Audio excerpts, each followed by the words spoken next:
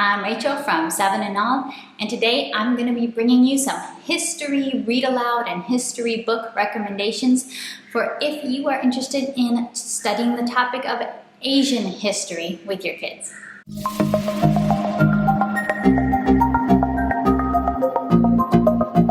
This video is part of a collab hosted by my friend Leilani from Living with Eve. She is very passionate about and very interested in learning and teaching history in her homeschool, and so she asked a whole bunch of channels to take different topics within history, whether it's time periods or, for me, I chose kind of a geographical region, and offer suggestions of specific read-alouds for that topic.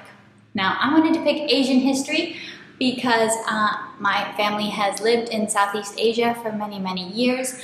Most of the Asian history I have learned, I will say, did not necessarily come from books, but it comes from just experience, from living with people, listening to their stories, from visiting places, visiting forts that were occupied during World War II here in Southeast Asia. And of course, real life is very interesting. But books are also a great way to access histories that can seem very distant to us. So I'm going to share some books today and point you in the direction to find even more on your own. Now, first off, I wanted to start with saying these are just kind of an example of in general, because I don't necessarily think I have the best collection yet, or the best and most ideal collection for Asian fairy tales from China, from Korea, folktales from Japan, from different countries in Southeast Asia. Every culture has its own folktales, and especially with younger kids, reading the folktales of a nation is a great way to just start opening your eyes to the culture, to the stories of those people. In the same way that, reading about Paul Bunyan and Babe, it definitely represents and shows something of America's history and America's culture, and that's one of our folktales. In the same way, learning the folktales of the countries or time periods that you're studying about in history is great. This one is a little bit scary. This one is, I think, a pretty famous one. Non Popo, A Red Riding Hood Story. The illustrations are kind of scary in this one. Ling Li and the Phoenix Fairy is very sweet.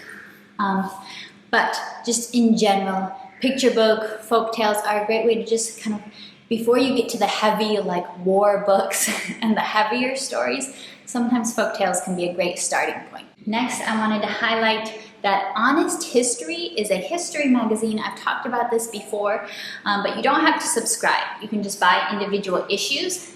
I'll show you a little bit inside this one. And Honest History gives histories on different, very specific topics. So the issue I have right here is a portrait of India, and it's all about Indian history.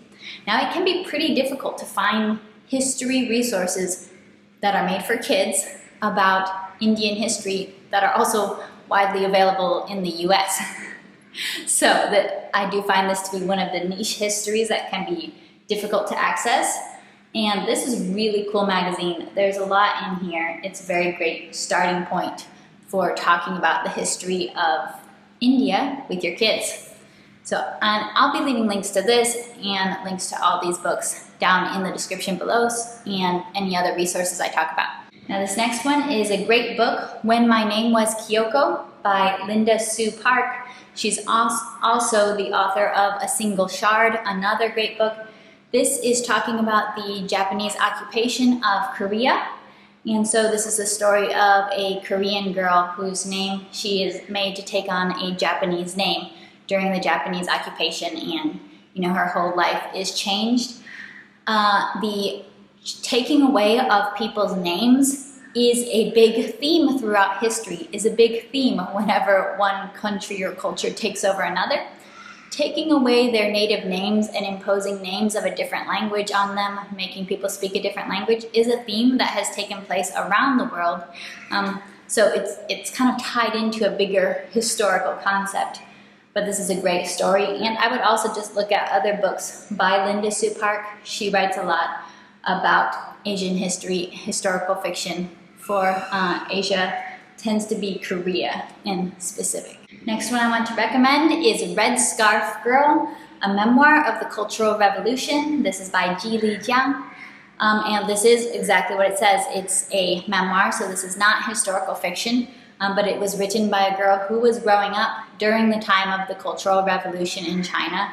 It is very powerful, a very powerful story to read. I read this many years ago. This is not necessarily a read aloud I would do with young kids. This is probably middle school at the youngest, more at a high school age range, but very, very well done, very powerful. Worth a read even for the parents out there. For a picture, something kind of tied into the Cultural Revolution in China, but more accessible for younger kids, or more something that you could do as a read aloud with younger kids, this is great, and I've talked about this book before, The Secrets of the Terracotta Soldier by Kompestyne.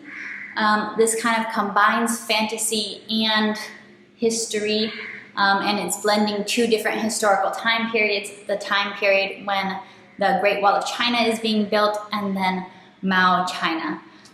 So it's pretty cool. I read this actually during my quarantine and liked it quite a bit.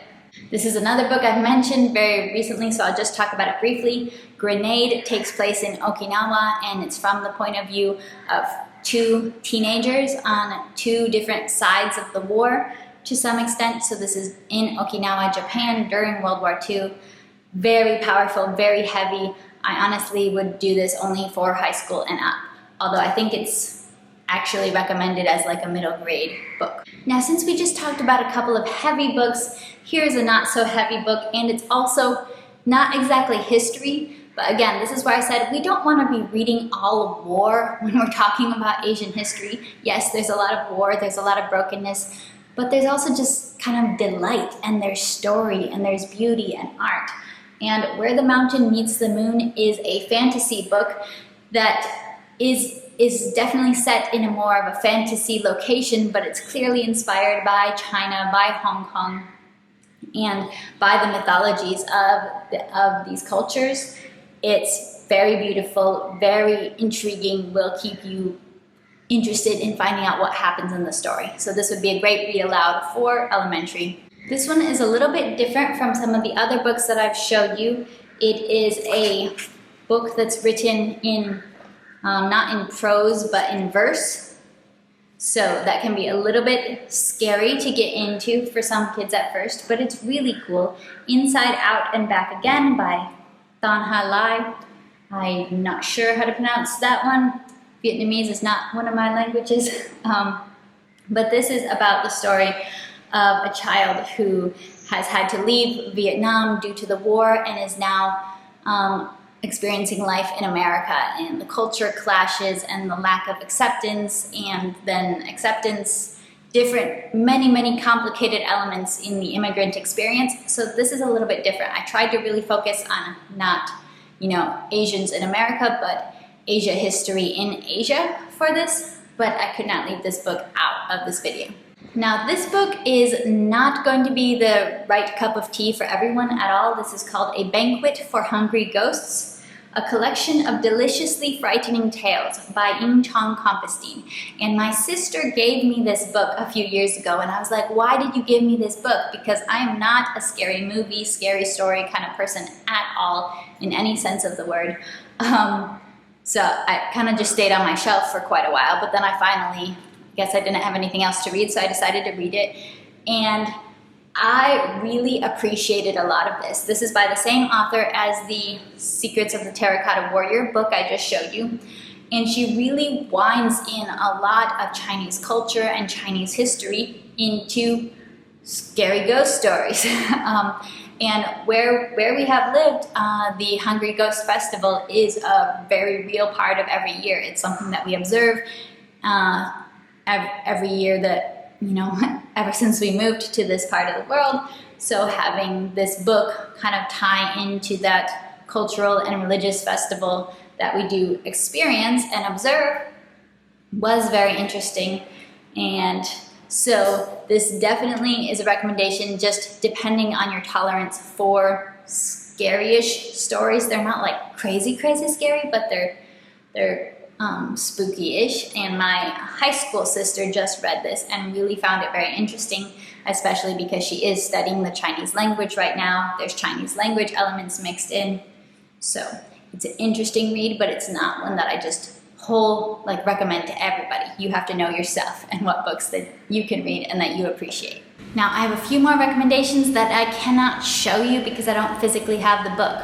One is the book called First They Killed My Father, and I will definitely link this below. I cannot remember the author's name at the moment, but I've read this book multiple times. I read it in high school and later read it shortly before we went to visit Cambodia, because this is written about the Cambodian genocide and one girl's experience, one family's experience during that war. It is also, again, that's a high school level book. It's very heavy, but very powerful story that has stuck with me for many, many years. Another book that I have not read yet, but I eagerly want to get my hands on it, is Rickshaw Girl. I've heard this recommended by many people that I trust, and I just find that it to be very intriguing and interesting. It is set in Bangladesh, and it's about a girl, and it's kind of delving into the stories of what opportunities there are for women to work and to provide for their families in developing countries. And I'm very, very interested to read that. Hopefully we'll be able to get my hands on that one sometime soon. I also want to send you in the direction of Sunlight. If you are interested in more books about Asian history, a lot of the books I showed you were for high school level. That just tends to be what we had in our collection. But if you want more books for Asia history, I recommend checking out Sunlight Level F. They have an Eastern Hemisphere focused year, and then they have their whole book list. Of course, because it's Eastern Hemisphere, not every book is related to Asia, but quite a few of them are. There's a lot of good recommendations on that list, a lot of books that I have also read before.